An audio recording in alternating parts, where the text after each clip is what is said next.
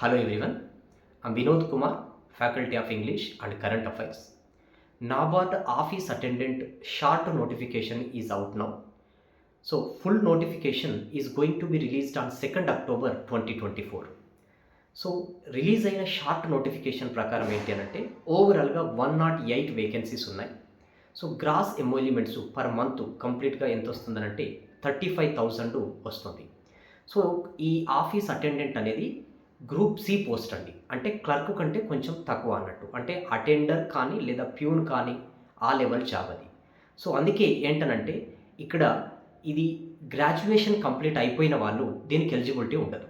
Okay, so complete details అనేది full notification వచ్చిన తర్వాత మళ్ళీ మీకు చెప్తాను. సో అదర్ క్లర్క్ నోటిఫికేషన్స్కు అండ్ దీనికి డిఫరెన్స్ ఏంటంటే చూడండి, క్లర్క్ నోటిఫికేషన్ ఎందులో అయినా ఐబీపీఎస్లో అయినా ఎస్బీఐ అయినా సో మ్యాక్సిమం ఏజ్ అన్రిజర్వ్డ్ కేటగిరీకి 28 ఇయర్స్ ఉంటుంది.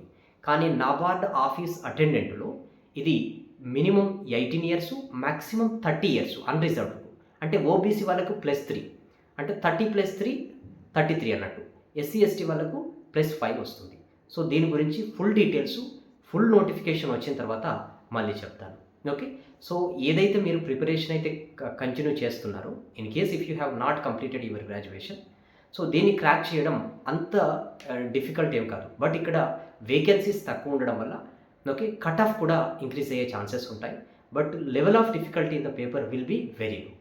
Okay, if you have any doubt with respect to this notification, you can ask that doubt in the comment section below. I will try to answer it. Okay, thank you.